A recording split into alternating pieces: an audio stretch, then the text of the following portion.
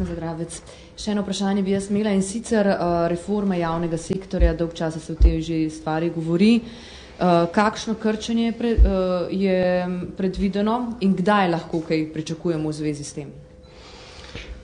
O modernizaciji javnega sektorja že dlje časa razpravlja, zato sklicana strokovna skupina in za ministrico Krebsovo sva mnenja, da je dozorel čas, da iz strokovne razprave preidemo v politično ukrepanje, ukolikor bomo ocenili, da so cilji in tudi poti do teh ciljev dovolj jasna in uživajo dovolj široko politično podporo in voljo. Jaz mislim, da je to neizogibno.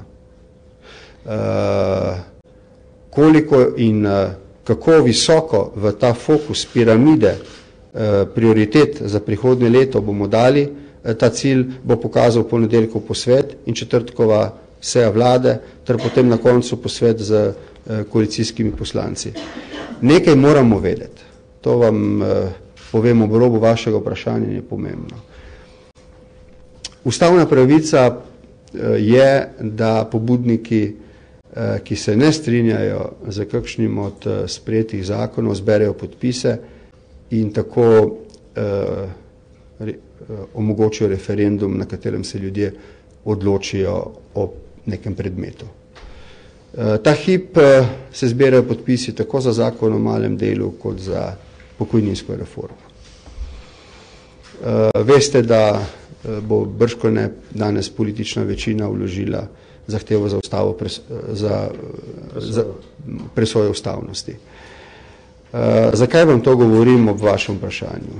Ko bomo postavljali piramido reform v tem letu, brez njih si jaz dolgoročno ne predstavljam stabilnega gospodarskega okolja, s tem pa tudi socialne povezanosti.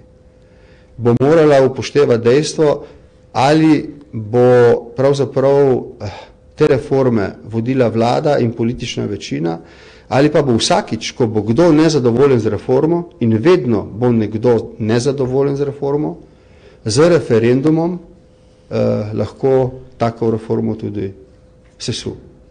Zdaj, to ni problem te vlade, to je problem vseh vlad. Mi bomo morali imeti ta problem pred očmi in se o njem temeljito posvetovati. Mi bomo šli v izjemno ambiciozno kampanjo, če bo prišlo do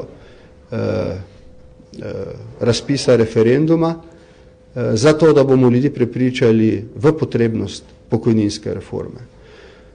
Toda, če se bodo ljudje odločili proti tej reformi, se bodo posledice take odločitve zelo hitro čutile in ljudem bo postalo jasno, da je taka reforma neizogibna, samo da bo naslednji skok višji in težji.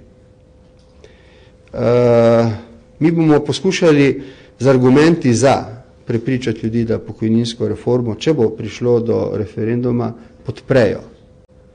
To je dobro zaradi medgeneracijske solidarnosti, to je dobro zaradi nevarnosti, da bi se še naprej zniževale pokojnine, to bi zaustavilo padanje pokojnin, omogočilo varnejšo in predvidljivejšo, bom rekel, varnost generacije, ki šele vstopa na trg delovne sile, za razliko od generacije njihovih staršev, ki ima glede tega nekoliko manj skrbi, čeprav gotovo ni zadovoljna z višino pokojnin. Tako da vse to bo treba premleti na teh januarskih posvetih, ko se bomo pogovarjali o piramidi sprememb. Te na koncu koncev morajo biti, bom rekel, njihov volumen mora biti toliko obsežen, da ga bomo še uspeli sprocesirati pri ljudeh. Kajti, moj vtis po 2 letih je naslednji. Večina naših ljudi je zelo zadržana do sprememb, tradicionalno, in je nanje pripravljena največkrat šele takrat, ko se zdi, da ni nobene druge alternative več. Ta hip se zdi, kot da alternativa za nekatere, po mnenju vlade, neizogibne ukrepe je. mi menimo, da je ni več, da je privid, da je alternativa. Če bo padla ta pokojninska reforma, pa morajo pobudniki povedati, kaj je njena alternativa. Jaz je ne vidim. Jaz mislim, da je to, kar smo dosegli tudi v dialogu z njimi, v veliki meri tudi kompromis z njimi, ne pa soglasje seveda. In da bo samo odložen ta velik projekt in da bo težji. In da se prav lahko spet zgodi, da sindikati vnovič ne bodo zadovoljni in da bo vnovič reforma, če bo tudi sprejela naslednja vlada, padla. Ali se bo tako zgodilo tudi z zdravstveno reformo? Bo enaka usoda dočakala reformo trga dela? Zdi se, da čaka ta usoda zakon o malem delu.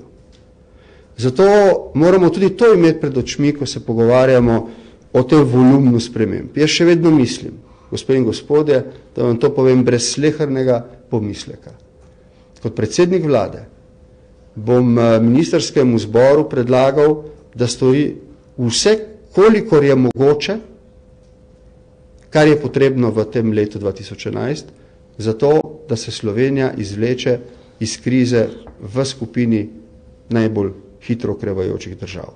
Mi to možnost imamo, vendar jo seveda moramo izkoristiti z nekaterimi ukrepi, ki niso popularni. Če bo vedno in vsakič tak ukrep prišel pred referendum, obstoji velika verjetnost, da bo zanj manj razumevanja. Glejte, iz čisto človeškega vidika je težko pričakovati, da bo šel človek na referendum in glasoval zato, da se mu omejijo neke pravice.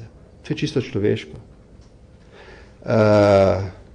Z tega vidika je treba razumeti to razmišljanje vlade o tem, ko se vprašali o reformi javnega sektorja, javne uprave in vsega.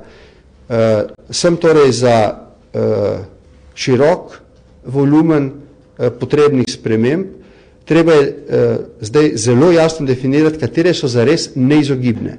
In potem ljudem pošteno v januarju, najprej v državnem zboru in potem sicer povedati, zakaj mislimo, da so te spremembe neizogibne, zakaj mislimo, da ni boljše alternative, povabiti vse deležnike, da sodelujejo pri pripravi teh reform ali sprememb in biti tukaj odločen in imeti močno politično voljo.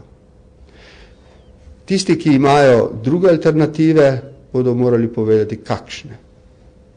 Kdaj boste z ministrico torej prišla s temi ukrepi skrčenja javnega sektorja? Kdaj lahko pričakujemo, pa mogoče malo smernice, bomo tukaj šli za krčenje, ne vem, direktoratov, ministrstv, kakšna smernica? No, jaz sem že povedal, da je odločitev, ki so jo sprejela z ministrico Krebsovo, odločitev, če govorimo zdaj o javni upravi, odločitev o vitkejši javni upravi, v kateri bo več fleksibilnosti, to pomeni tudi glede nagrajevanja, odpuščanja in zaposlovanja, tako da bi bili tisti, ki dobro delajo, bolje nagrajeni, da bi lahko v javno upravo prišli mladi ljudje z novim, svežim znanjem, da ne bi zmanjševali števila zaposlenih samo na ta način, da se iz javne uprave poslovijo zaradi starosti.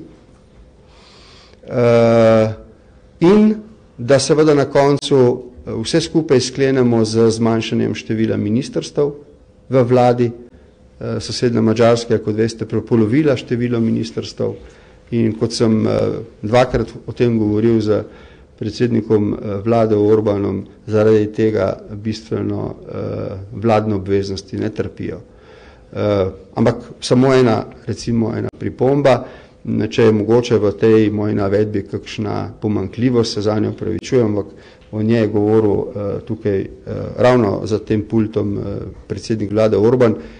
On ima recimo pooblastilo, da tako rekoč brez možnosti ugovora odpusti zaposlene v administraciji. Jaz mislim, da je to pretirano samovoljen ukrep. in se za ne bi zavzel. Bi se pa zavzel za večjo fleksibilnost in za sindikati dejavnosti v javni upravi smo dogovorjeni, da bomo v tem letu pogledali, kako fleksibilizirati ta trg. Tudi sicer veste, da tečejo reforme širše v javnem sektorju. Prva in najbolj pomembna je gotovo nadgradnja zdravstvenega sistema. Z ministrom so dala časovnico, do 15. bodo pripravljene teze, 45-dnevni rok za razpravo, členi, 45-dnevni rok za razpravo in pred poletnimi počitnicami načrt za sprejem predloga zakona na vladi. Tako da gremo tukaj v pomembne premike. Upam samo, da bomo uspeli socialnimi partnerji. Količina sestankovanja očitno ni merilo za uspešnost, kajti z sindikati in drugimi socialnimi partnerji smo v tem mandatu, mislim, da sedeli več kot v kateremkoli drugem mandatu v 2 letih. Bo potrebno dogovoriti kompromise, ki pa bodo peljali seveda naprej.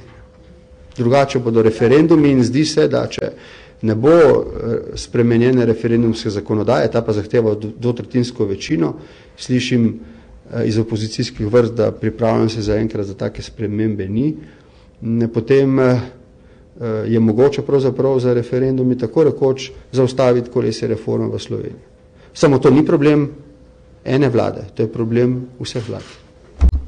Pravi, bolj konkretno ne morete povedati tudi nekdaj, približno bo to. Kot rečeno sem povedal, da bomo do konca januarja sporočili piramido prednostnih nalog vlade za leto 2011 in v tej piramidi boste lahko videli, v kakšno stopnjo potrebnosti in nujnosti smo umestili modernizacijo javnega sektorja. In tam bodo tudi roki navedeni? Tam bodo tudi roki. Mesec januar je pomemben, ker bomo resetirali načrte in ambicije vlade do konca tega mandata. Še kakšno vprašanje za predsednika? Nekaj izvalo smeh. Ne. Hvala lepa.